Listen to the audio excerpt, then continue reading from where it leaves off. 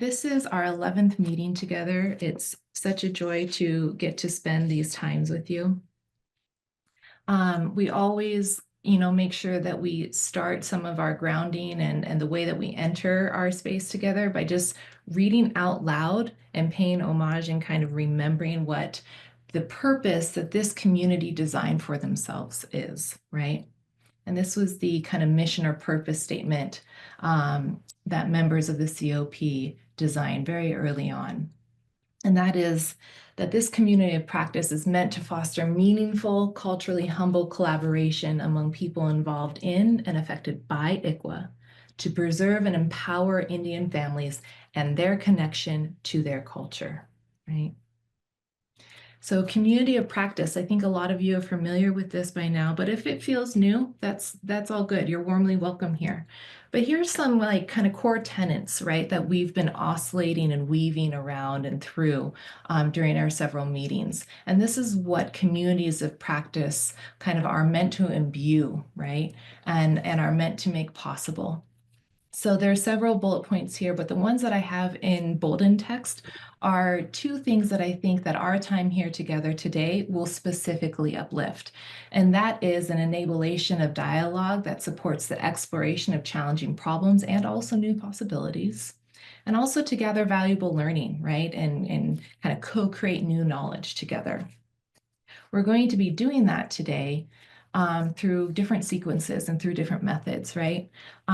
So we've been starting these meetings with a sequence that we call Joy Connection. That happens in different forms, including like today when we did a little historical overview of Juneteenth, and we thought about on whose shoulders we stand, right? As we went through that 3 breath and 3 thank you sequence.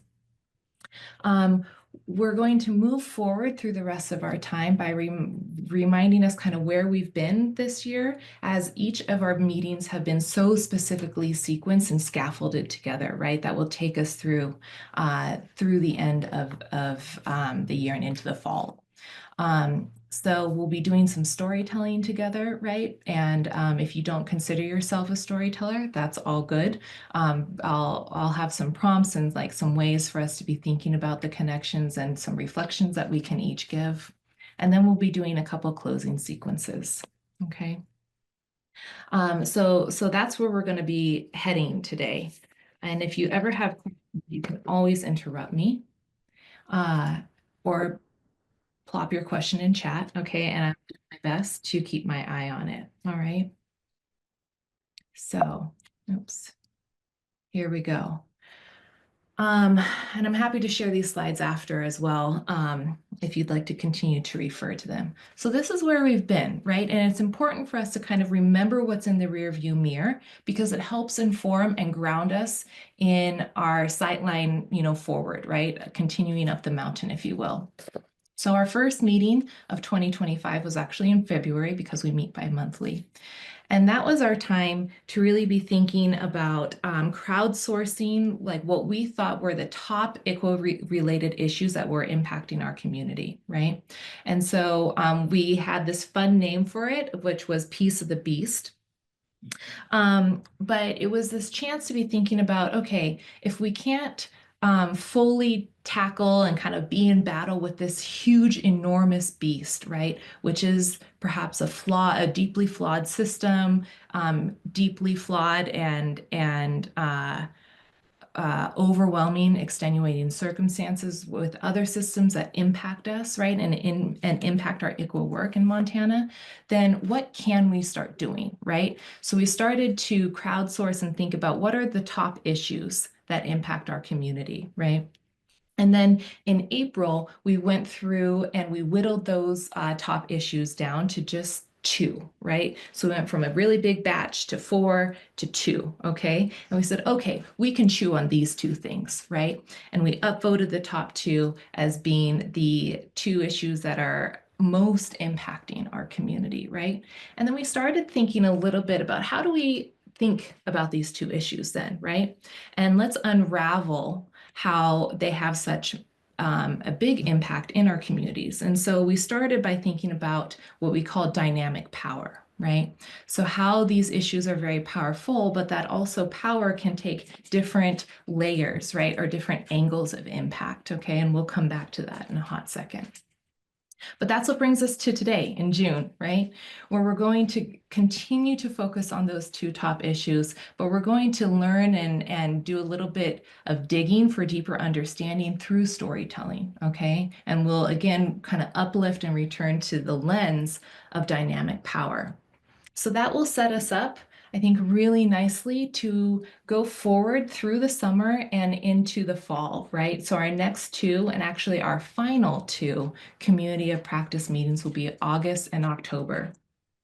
So that's the idea that as we continue to bring forward and learn together and nourish one another with our learnings, we also wanted to do something that felt more tangible, right? That we could kind of close out our community of practice sequence to actively do something that may and hopefully will have a positive impact, right? Or support meaningful change and really speak to the mission that this community defined for itself at the very beginning of the community of practice, okay?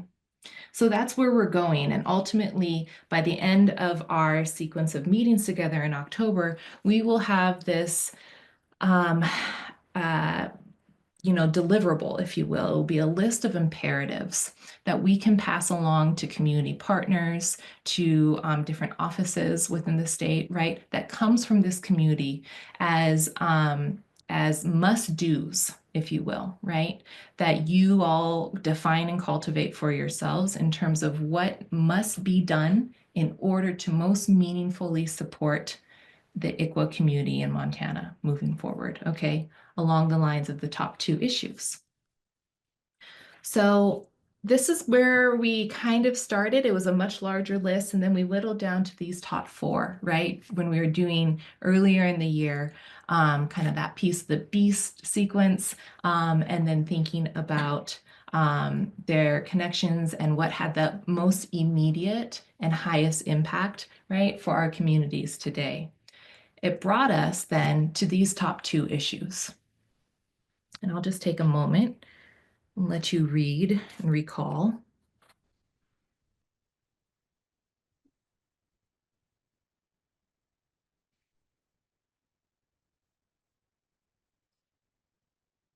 But for those who may be driving or on a phone and who can't read the screen as easily, I'll do a quick overview. The top two issues in no particular order was one, strengthening cultural connections for children, right? So that included strengthening cultural ties between children and their tribes, right? Especially when their placements are outside of the community. And when those non-preferred placements do occur, to actively facilitate cultural connections, right? And relationships back with the child's tribe. And then the second top issue was tribal community outreach and education, right? This feels particularly like germane within the scope of the COP because education has been so central to what we've been doing for many months together now. So that's really expanding the reach, right, beyond our community of practice confines to help spread the importance of child welfare and build safe and healing communities, right, and these efforts on ICWA. Partnering, it includes partnering with tribes to develop resources that facilitate connections, both during and after DNN cases. And then recognizing, and this is a little bit more abstract, but recognizing that cultural connections are not solely about compliance or checking the boxes, right? But it's also about the spiritual and communal well-being of Native children and families. All right. So that's what you all upvoted and like continued to hone and articulate for yourselves. And that was last time. Okay. So before we keep moving on, I want to sit with this for a second more and just ask you, and I'm going to go ahead and I think stop sharing. But I'm going to go ahead and just ask you, like, what do these two issues mean to you personally, right? Or like, how does it show up for you in your world or community when you think about these top two issues? Strengthening cultural connections for your children and tribal community outreach and education. What comes up for you? What are some of the first things that you think about and how you're connected to these issues? And this is just a conversation, so you can come off mute. If you prefer chat, that's good too.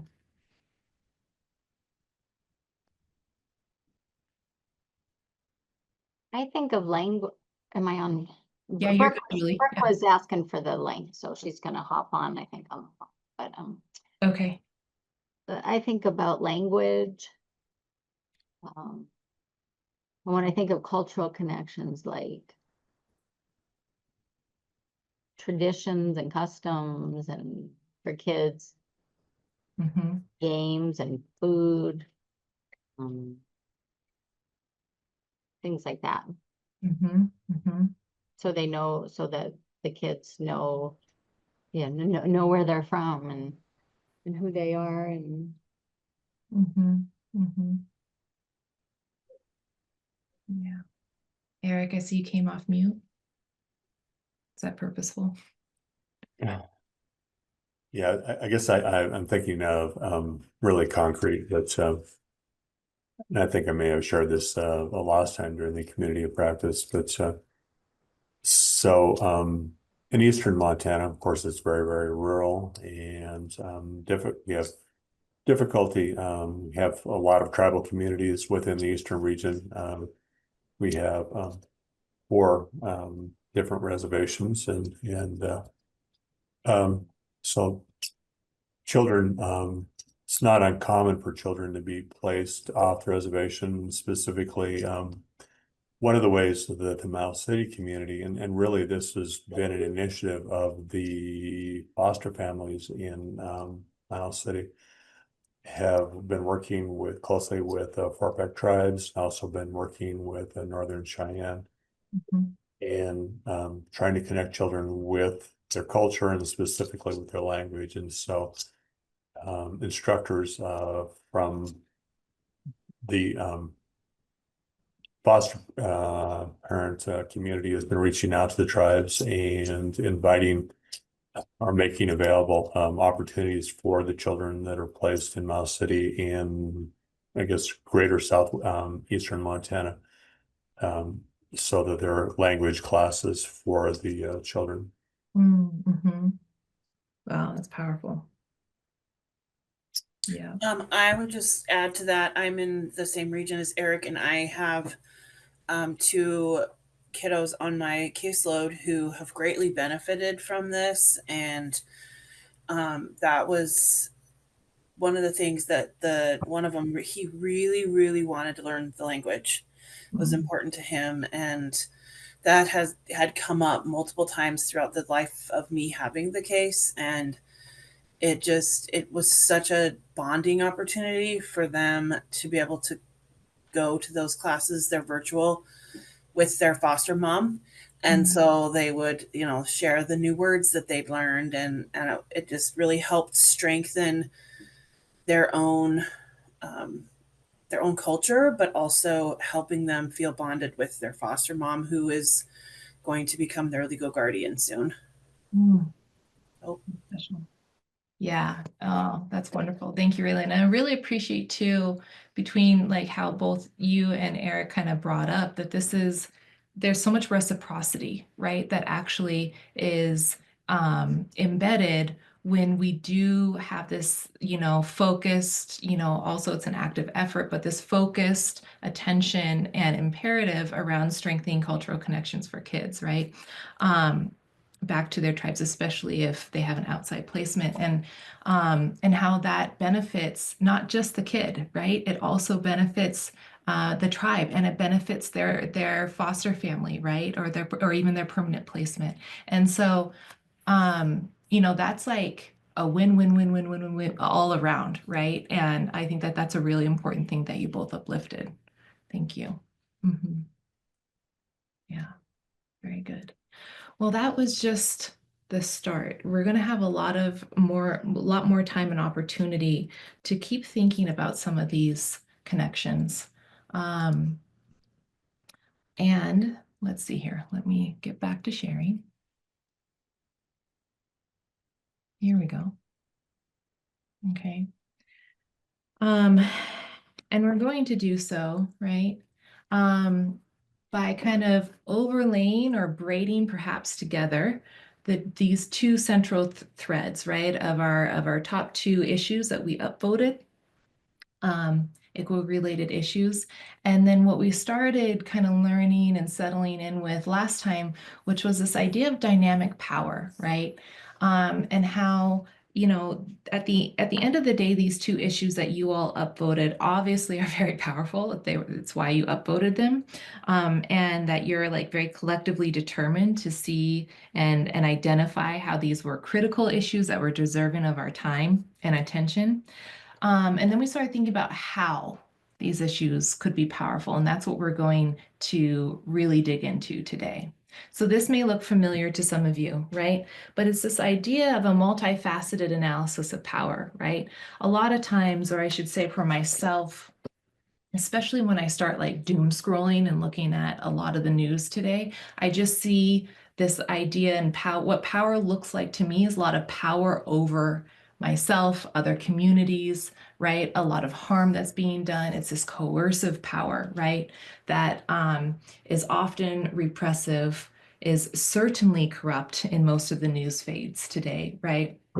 But it's this, you know, common kind of probably top of mind example that we may be all familiar with right now of like the government might have power over the people, for example, right?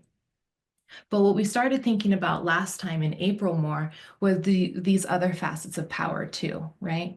Or as well. And so, for example, there's power too, right? And we saw that even last weekend when we had a lot of different um, you know, across the nation, there were protests and parades of varying sorts, and it was the power to do something, right? An active kind of impetus to try to change the world, right? Or to shape it in some even small and temporary way, right?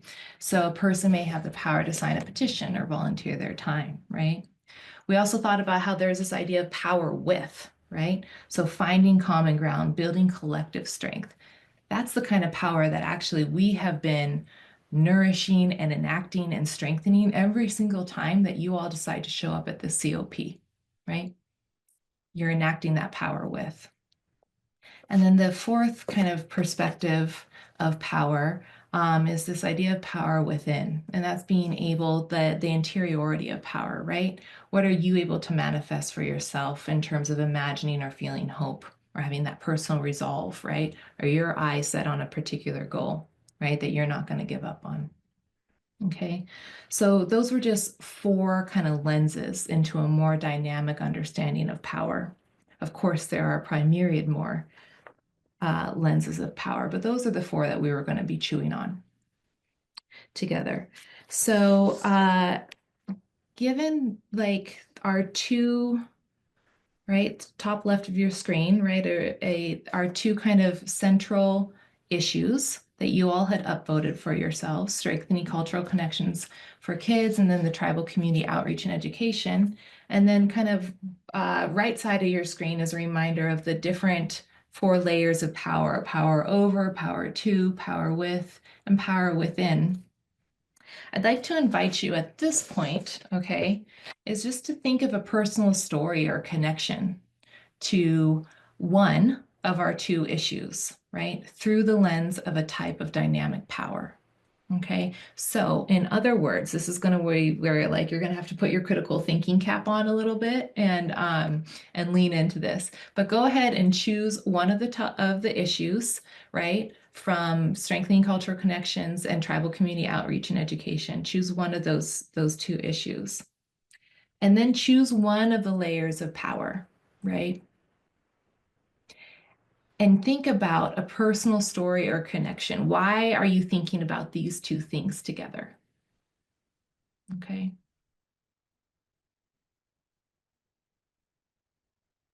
And you're going to have the next, I'm going to say 7 minutes. Okay. So plenty of time, really spacious time to go ahead and grab a piece of paper and a pen, or maybe you pull up, you know, a blank doc on your computer. But go ahead and do that and think about a story, right, that demonstrates a type of power with the issue that you chose. Okay, it can be a personal story, it can be something that you've experienced, right? A connection that you've heard, that you've read about, that you know about. Okay, but go ahead and settle into that for the next 6 or 7 minutes by yourself and write down that story. Okay, you can keep writing as you need or as your heart desires, but I'm going to interrupt you now and just open this up a little bit, right? So, as we saw earlier on when we were reminding ourselves of what community of practices kind of do or what their intention is and why we gather as a learning community is in part to share, right? Is to share experiences, share knowledge, right? And co-create kind of a different understanding, right, through the sharing with one another. And so to that end, and because we are a joyfully small group that we don't have to dink around with breakout rooms today, I'm going to go ahead and invite you all, whoever feels like the story that they wrote down or that came to mind feels shareable within this space. Um, and I invite you to share it with us. And also, it's very easy for us if you all would prefer and if you would like. It's very easy for me to cut out of the recording the story that you may choose to share. So if it's a story that you want to share, perhaps just with us here who are gathered in this room, that's great. But if you don't want it to live in the recording, that's fair too, right? You can just give me that heads up, and I'll make sure to edit it out. Okay. So I'll to share. end, yeah, Raylan, thank you so much for starting us off. Absolutely. So the culture and the understanding your ancestors and their history is something that I've grown up with since I was very young. My mom is an avid genealogist. My grandmas were as well. And so I chose the cultural connections and the power within. And the story is from, um, so on my dad's side, we have an ancestor. Her name was Caroline Blakey, and she came from Europe and was seeking religious freedom, like what I talked about at the beginning. And as she was going across America to go to end up in Utah, she was a young mother. She had two little kids, and she started out her journey with a husband, and then he died while they were traveling across the plains, and they got caught in a bad winter storm, and she was asleep on the ground, and her hair froze to the ground, and she nearly died. And but she didn't. She survived, and she made it to the Salt Lake Valley, which was the end. Was the end per place, and during that time, it was very common for plural wives, and so because women didn't have rights, and it was beginning stages of the Mormon religion, and so she was taken as a plural wife, and they had one child together, and that child is my direct ancestor. And so as a child and as a teenager listening to that story, it was always so inspiring to me because she didn't ever give up, and she went through incredibly harrowing things, almost died, had a spouse that died. She actually had two spouses that died before the third one, and then just that perseverance and pushing forward was is how my family even is here. And so for me, how that connects with my work as a CPS worker is that, just the feeling that I have with knowing that history for myself is finding out the stories about my kids, like especially with the tribal history and that giving them that opportunity to have the connection that way that I did, so that they can feel like, you know what, my ancestors, my elders, if they can do it, I can do it too. Yeah, that's tremendous. Thank you, Raylan. I also hear a lot of like how you have pulled strength and pulled resilience from that story, right? Even if like you never met all of those ancestors in your life, like you know that they existed and you know those details and how that feeds your own resilience. And it also, what I heard was how it opened up this like beautiful lane of empathy too, that you bring, you know, in your CPS work. Um, and that's really special. Thanks for sharing that. Yeah. Did anybody else write down a story or a part of a story that you'd like to share? Yeah, Valerie, I see you come off. Yeah.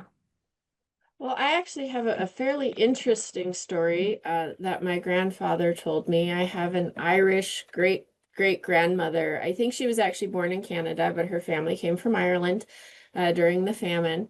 But she was a midwife and obviously worked with mothers and their babies. And the story my grandfather told me was she had a client who had a new baby who had a very unpleasant, angry, abusive husband. And apparently he came drunk and was bothering her client. And she took a shovel to him and he stopped bothering her client. I think at least for the evening, he didn't go into a lot of detail, but I think about her and that probably explains a lot about my personality and the kind of women who exist in my life. I mean, she obviously didn't go to jail or anything like that, but she solved that problem effectively. No kidding. What a champion. Yeah. How do you, yeah, I can imagine too, as you were telling that story, I was like literally imagining the scene and It is very colorful. yeah, yeah. Um, and what gumption, right? To literally take a stand and to be a protector and also this Mhm. nurturer, right? How those things can go hand in hand at times at literally the same time Yeah. as in your story. Yeah. How do you see that? How do you take that energy and um that kind of lesson that you learn and that you hold, from that story of your family? And then how do you see little threads of light and how it comes to inform some of your ICWA work?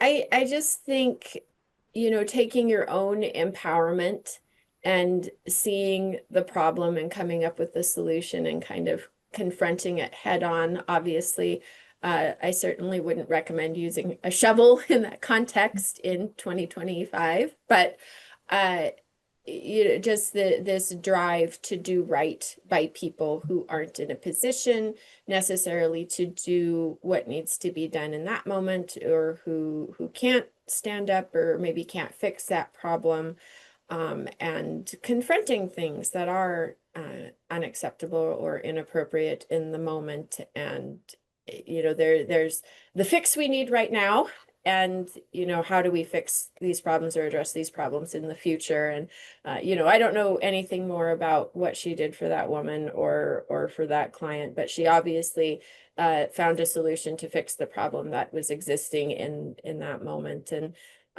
just feel this feeling of standing up and pointing something out and saying something and talking about, well, this is the solution right now, and then being available to discuss what is the solution moving forward. Yeah.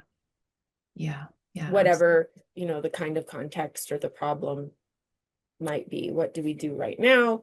What can we do moving forward? How can we help this family? How can we help other families? How can we help our community at large? Yeah. Yeah. Yeah. Thank you. And another thing that I hear from that in terms of like kind of the ways that that amazing family history that you have, I imagine, comes into your day to day as well is, I hear your story and there's like a lot of bravery, right, that had to get like enacted, right, and kind of ignited, right, in that moment in order to do right. And and I think that sometimes, we understand these goals of, well, we want to put our clients first. We want to do right by these families, by these children, right? But that still kind of sounds like an abstract thing. And when it comes down into a moment of decision making, it gets harder. And it gets harder to perhaps identify, because sometimes bravery needs to get ignited again. And so from your story, I'm just remembering, and I can, like, in my imagination, like I can see perhaps this decision point of being like, nope, not today, right? Yeah. And She the, sounds like a very decisive woman. yeah, I think, yeah, as a midwife, when you're delivering children, you kind of have to make decisions in the moment, and you have to deal with what gets thrown at you anyway. And just hey, stop. Uh it just, sounds like she knew what needed to be done, yeah, and she did it. yeah, yeah, which can be harder, easier said than actually done sometimes. Yeah, that's great. Yeah, thank you. Thank you so much.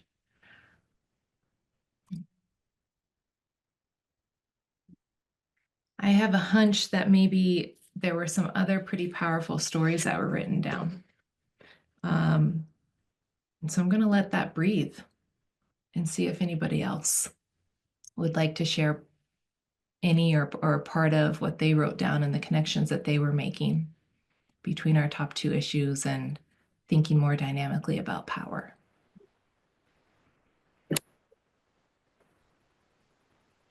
Hi, Kathy. Hi there, how are you? Doing well. Thanks for being I'm here. Kathy Deserly. I'm the American Indian Child and Family Program Officer for DPHHS, and I don't recall being at an earlier meeting. I'm not sure. I've been in so many meetings since I started in January, so just kind of playing catch up here. But just thinking about actually all of the priority areas that were identified earlier. I mean, each one of them is like so important. Yeah. But specifically around cultural connections, I know we think a lot about how to find resources for non-native foster parents who have native children, because it is a big issue here that we know there's not enough foster homes, native foster homes. There are many, many native children in care, obviously. And just thinking about how to support families and particularly support those children in care so that they're connected with their culture. But just the whole conversation reminded me of my previous ICWA experience. I started working in ICWA a lot of years ago, and originally in California, and we had a foster family agency that, well, actually, it just started out as an ICWA organization, a coalition of tribes and urban Indian organizations, and later became licensed to be a foster family agency in California. And one of the things that we did, because ICWA was, relatively, and it still is new to a lot of people that come into this work and aren't necessarily familiar with ICWA. So it's constantly, I think, a training process. But then it was, relatively new. And as we were learning and thinking about how do we apply ICWA and how do we support the children that are in the foster care system, and particularly that we were working with in our organization. And we did a lot of recruitment of, to have native foster families to take the children. But there were, of course, situations where we also had non-native families who were caring for native children. And one of the things that we did was, and this was like really pre-ancestry.com and ability to search, the internet for connections.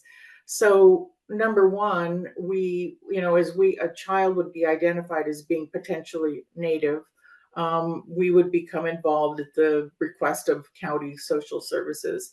And the first thing we would do was try to find out what tribe the child was and then make connections with the tribe. And it was through phone calls, calling people and asking, do you have any, we were in San Diego, so we're a long ways away from tribes in Montana, tribes in South Dakota, across the country. So we would do a lot of calling, a lot of interface with tribal social services, to find out, whether or not this child might be one of their members, kind of going through the whole ICWA procedure and whether or not they would want to transfer the case. And I think just like now, a lot of times that didn't happen. Children stayed in the custody of the county. Occasionally they would be transferred. But I think having the organization that I worked for as a resource to the families that we were serving was like a huge benefit. As a way, we were sort of a link between the county, the tribe, and the family, and the foster family. So it was kind of a overarching service that was provided. But I just recall a few times where we had situations where the foster parents were non-native and the tribe wanted to have that child connected to their culture and looking for relatives and finding family. And this didn't happen all the time, but literally where relatives came from New Mexico, wherever they were, to become connected with that child. And sometimes we're able to take them as their, into guardianship because the family agreed. But other times, just knowing that that child had relatives elsewhere and keeping those connections together. So, I mean, that it's sort of a big, broad way of looking at that, because I know that this isn't something that's readily available for the children and families that are in our system.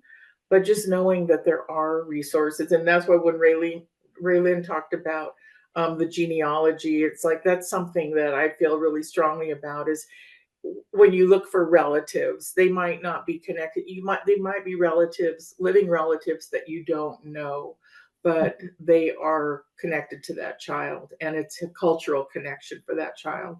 So I feel that's like a really critically important part of the work we do, and thinking about how to keep those connections alive. Mhm. Yeah, it sounds like yeah. Thank you so much for sharing that, Kathy, uh, and also just like kind of importing some of the really early stuff that you were learning and doing even in California, and and pulling it into our work in Montana, and it makes me think too what a process like sustaining these kind of like connective tissues, right? That continued outreach, that like really innovative way to be pulling kin in, right? And really trying to sustain those cultural connections for kids.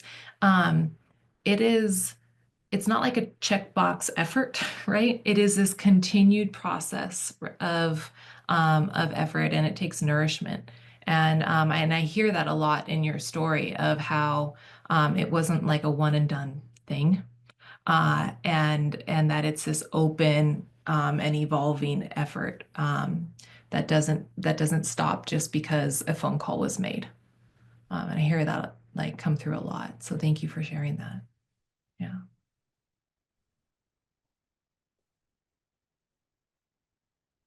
Think we have time for maybe one, maybe two, depending. More stories. If anybody else, Jennifer, Sagar, Katie, if there was anything that came top of mind or heart for you all when you're thinking about our work together and these issues that have been uplifted and how it connects personally or to instances of power that you've seen.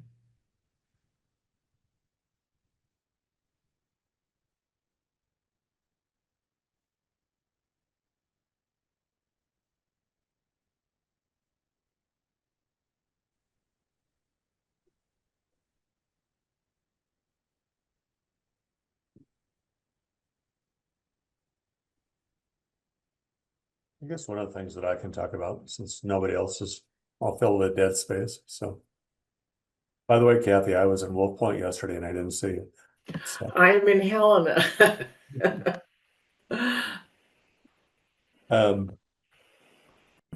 so when I started, so my history, I grew up in southwestern Montana, and So my understanding or, experience with Native American people were relatively limited, living in a community that was almost exclusively white. And I think there was one student in my class that was Native American that had been adopted by a family in the community I lived in. I guess I have an uncle that was a member of the Blackfeet tribe. He worked in Buttes and worked in the mines in Buttes. And when the mines were on strike, which seemed to happen every year in the mines in Buttes, he would come work on the family ranch with with my dad. But so I fast forward. So when I was hired as the regional administrator for the Eastern Region of Child Family Services, um, I of course was working with Fort Peck tribes, and so there was a lady with Fort Peck tribes, Patty McGee. Kathy knows her. She probably knows her well. So um, Patty's now passed away, but so Patty recognized, I guess, my deficits and took it on as her personal quest to educate me. And it was kind of funny because she would call and I can remember when the phone calls would come in initially, I like, oh, not Patty again, because I don't have an hour. And I knew that every time she called that it was the phone call was going to last at least that long. And she would she was trying to share with me about the culture and trying to give me some, insight as far as, things I need to take into consideration and, strategies for working with Fort Peck tribes and understanding the needs. And she would tell me stories. And as she was talking originally, I was always thinking, yeah, I don't know that I was necessarily listening to the story, but I was always trying to think about what is my response going to be, because my job was to, in my opinion, to impart the position or, give an explanation for why the state of Montana is doing what we're doing. And so it was so funny. So she was so patient with me. And, I would, I know many times as she's telling her stories, and she was probably thinking, you're not getting it. You're not hearing me. You're not getting it. And eventually, I came to realize that I just needed to listen to her and think about what she's saying, consider what she was saying, and you know, what part of what she's sharing, do I need to incorporate in, you know, the way that Child and Family Services works with Native American people and Fort Peck tribes, and so she's a very powerful person in, my role as a regional administrator with Child and Family Services and working with Fort Peck tribes, and I'm so thankful for her patience. She never became argumentative. She never became defensive, and eventually became a wonderful friend. So, I'm so glad you shared Patty with us, Eric. Thank you. Thank you. This idea of listening to respond versus listening to learn, right? And being community. I'm really glad that you brought that up, because it is such a fine distinction in practice, right? I often find myself habitually and by academic training falling into the listening to respond mode. And there's so much that I miss when I'm listening to respond versus listening listening to listen, right? Listening to receive, you know. And that's I'm glad that you're reminding all of us of that right now. It makes me think too how you were saying that Patty would call you and just like tell stories to you. And that was her way. And I think one of the most effective ways that we have storytelling as a way of sharing knowledge, right? And even of knowledge management. And so I just appreciate that you're, naming that too and bringing it forward here. Yeah, because that's what we're also trying to do. Yeah, Raylan. I had a follow-up comment to Eric's story. Something that so when I was in a kind of a similar frame of mind, I hadn't had a lot of exposure when I started this work, and with working with Native American families, and my own personal experiences were very, very, very trauma driven. And I won't get into that. And so it was almost, I knew that bias was there, and I knew that the fear was there.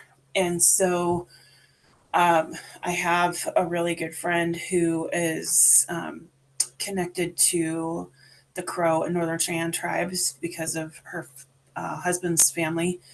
And I remember having a conversation with her and just saying, I know that this is going to be a struggle for me. And so can I just can I just be raw and real and like say it how I'm really feeling it and thinking it? And you recognize that I want to be learning and understand like where am I wrong or how can I do it better? And she's always been that person for me. And it's so helpful as someone who is not Native American to have people like that who can instruct us and who can help us understand it as white people, and that the culture is so different and that sometimes what we think is best may not be culturally appropriate. Yeah. Thank you, Raylan. Sounds like you kind of have a Patty in that friend. That's really special. That's sacred, actually. Yeah. To be able to be real and raw and not have to always be self-censoring, with the understanding from somebody else that you are there to learn and to be better, right? Yeah. Yeah, that's huge vulnerability. I'm really glad that you have that. Thank you. Um, All right. So I'm curious, like given we had these like really beautiful stories that came to the fore and that were shared in our collective space here. And so when you think about like those stories that we just heard, right, that we're pulling from um, ancestors and familial histories that demonstrated great resilience and bravery, right? The idea of how we can be creative and innovative, but also persistent, right, in our efforts to continue to connect communities and these cultural connections as well. And how important it is to not see it as a one and done to kind of check box after a phone call is made, and what it means to rely and be in community with one another, right? To listen when there are messages and learnings that are being offered very graciously and generously to us, right? How do we remain open to that, even when we have over 100 emails coming in and all these calls that we need to catch up and all of the busyness of getting stuff done, right? How do we remain receptive when we're lucky enough, honestly, to have somebody in our world who's willing to share stories and willing to bring us into a space of learning, right? That's really special and sacred. So just thinking about, these reflections that you all shared, and as we, go forward, and we have two more community of practice meetings on the books before we round out this learning communities time together this year. And I'm just thinking, like, based on those stories, are you thinking about any of our two topics, right? Strengthening cultural connections for kids or tribal community outreach and education. Are you thinking about those two topics slightly differently in any way? Are you remembering a different aspect? Are you focused in on an aspect of either of those two topics based on the stories that were shared in any way? And I'm going to go ahead and put our slide back up, and actually go back so that we can remember. Based on those stories and what you see on your screen now, are you thinking about any of these parts or these issues and the parts of these issues a little differently now?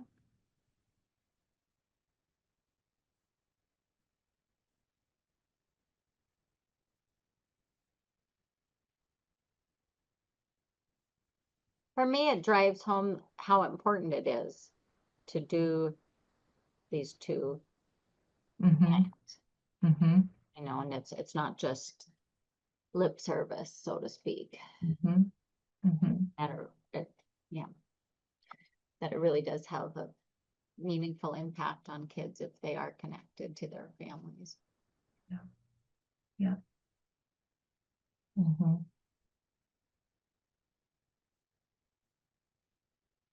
Yeah. I'm personally seeing, even though we kind of pulled them apart and because we had to, because these are such also still big topics, but I really see both of our two upvoted topics as being so instrumental together, right? That they don't actually exist as in separate paragraphs as, our standard English tries to make them, but how intrinsic tribal community outreach and education has to be if we're going to be serious about strengthening cultural connections, right? For example.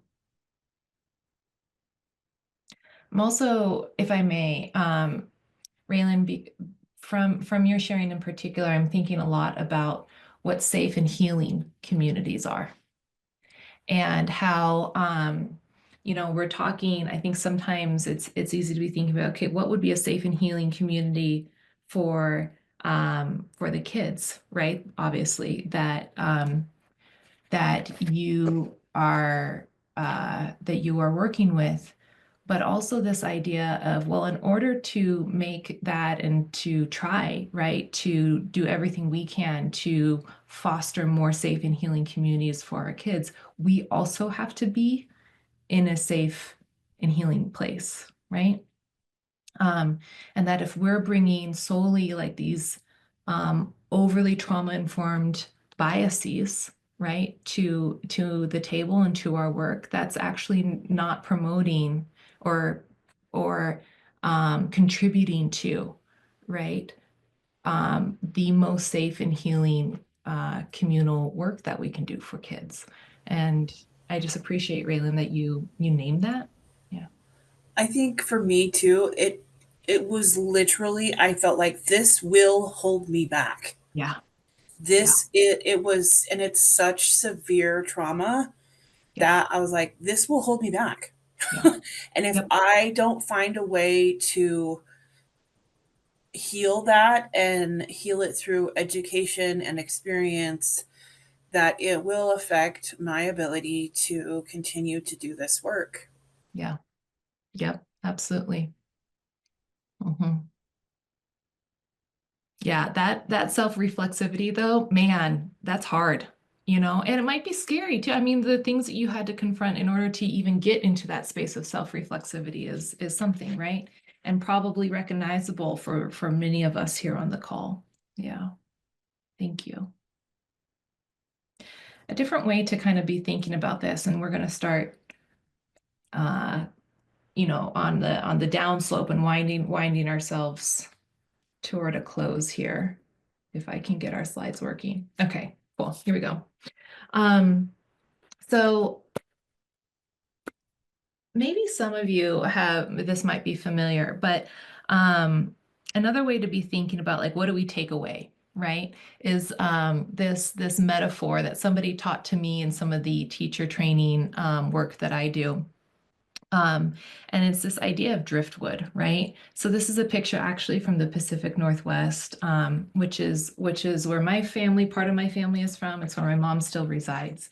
But it's a bunch of driftwood, right? And for those of you who have spent some time in space with me, you know that I often refer to metaphors, and that's the way that I try to kind of make sense of the world. So lean into this metaphor with me, right, as a way of our closing structure. This idea is that when we go to the beach, right, it's often like a very fun and exciting thing, and there's so much there at the beach, right? A big fun beach day. And when it comes time to close that day, there's a little bit of sadness, a little bit of grief, and being like, oh, but I want to take the beach home with me, right?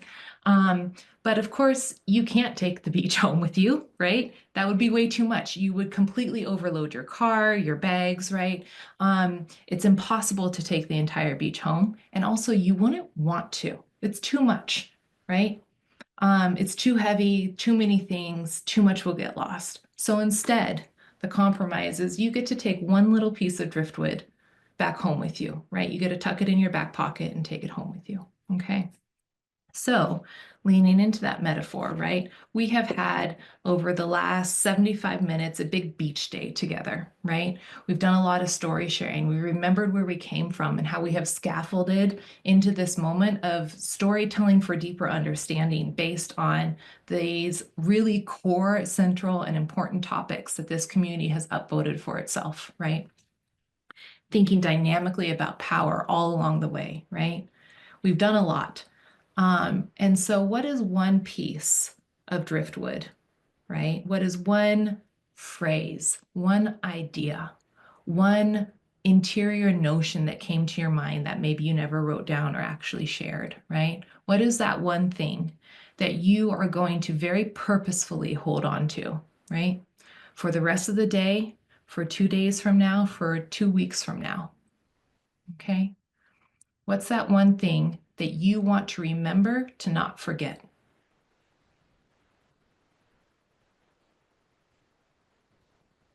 I'm going to give you a couple minutes to be thinking about this.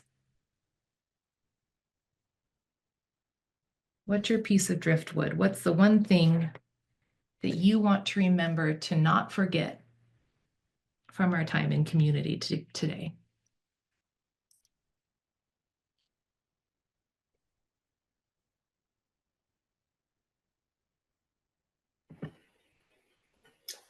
One thing I'm thinking of is that you can continue to learn from people who may no longer be with us. And so I'm thinking of Patty, and I was on mute when you were talking, Eric, but I was almost laughing out loud remembering those days because I witnessed many of those interactions with Patty, but she left an impression on all of us, I mean, that knew her. And it made me think about, how that continues to probably inform your work. I think about people that I knew or worked with in other places. They're not necessarily passed away, but what I learned from them and what could be taken from that and used today in the work that we do. So I guess that would be my piece of driftwood to take away from today. Yeah, I love that. Thank you, Kathy. Yeah.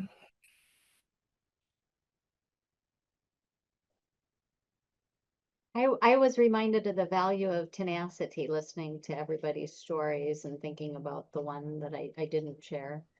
But just not giving up, and it's easy to do that because what we're trying to do here is so huge, and we're experiencing very difficult times, at least from my perspective, right now, and it's easy to just give up. And so this is a good reminder to keep going, Yeah. hopes that we can make a difference. I think my piece of driftwood was really with what I shared and what Eric shared, and making sure that we as the individuals doing the work have the outlets to learn and to continually be educated on what is culturally appropriate and to be able to have a safe space to work through our own personal biases. Yeah. Yeah.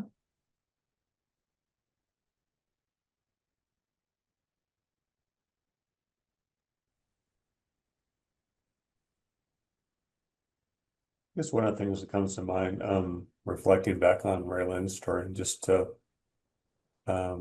the impact of being resilient. And because of the resiliency of her relative and the impact that has had, today, many years later. And I guess you started talking about, how we stand on other people's shoulders, and so it's interesting, thinking about that story and how Raylan is now standing on her shoulders and the impact that she's having because of the willpower and the persistence and bear through such difficult circumstances. So Mhm. knowing all of us, I guess those who are around us, and our own children, they will stand on our shoulders someday. Yeah. There may be people already standing on your shoulders that we don't even know about right now, right? What an honor that is. Yeah. Yeah, thank you. I think a piece of driftwood that I'm going to take away is Valerie from your wonderful story, and how, which really kind of complexified and overlaid dynamic power for me as well, because this idea of simultaneously being a nurturer and protector, right? Being tender and supportive, and also incredibly kind of strong, right? And forceful when needed, when the moment demanded it, right? And how those things went hand in hand for, I believe it was your grandmother. Um, and just how we have these examples. And now I have in my, cache of brain and heart stuff, the example of your grandmother as like, no, we enact these things all the time, right? These particular moments of how bravery shows up and how meaning shows up. And I'm just really glad that I'm going to keep thinking about that in a lot of different hats that I wear. Yeah. Thank you. John, did you have a piece of driftwood that you want to bring us home with? Sure. You guys made me think a lot about my foster son today, and I'd rather not go into that. Mhm. I thought a lot about him. He's Mexican, and it's interesting times as we hope that he's okay. Yeah. Yeah, absolutely. Thank you, John. Thank you. Yeah. Well, it, as always, is such an honor to be entrusted to shape and hold a little bit of space with you all, with your wisdom, with your brilliance, with your experiences. Want to give a big, huge thanks to Julie and John. Brooke was on for a little while, Brooke Barker, who put a lot of behind the scenes effort in guiding and providing their insights to some of the kind of design and scaffolding of our meetings. And so this is our reminder, as always, that we have, again, 2 more COP community of practice meetings, right? And we meet bi-monthly. So our next 2 meetings will be August and then October, yeah? And by the end of our meeting on October, we're going to kind of round up and close out our learning community, and with a set of meaningful imperatives that we get to pass along to other partners, okay? So I deeply hope that all of you here on this call will be able to join us in both August and October to help us round out, and also to spread the word, right? And invite folks to these 2 last sessions, because it would be really special and powerful, right? To reconvene the folks who have been joining us, off and on throughout the series of this learning community. If you have any questions, your go-to person is Julie Burke, who is right there in my top left hand of the screen. Her email is jburke, no E3. Okay. And Julie has been the guiding force and the steward of this community of practice from the beginning. And so any kind of logistical or otherwise questions, Julie's your person. Okay. We will make sure that this meeting and last meeting, I'm behind on that video editing, gets up on the CIP website, where you can find a lot more information. Okay, but thank you so much for taking time out of this morning to join us. It was such a delight to have a small group and just get to be consistently together. It was nice and intimate and special. So thank you. I'll hang out for a few more minutes in case folks have follow-ups or questions or whatever. But otherwise, take good care. Happy Juneteenth. right? Remember that our own liberation has been this continuous contribution from our ancestors and our communities always already around us. Yeah. So, including you all. Thank you for being here. And I really hope I get to see you next time. Okay. Bye bye.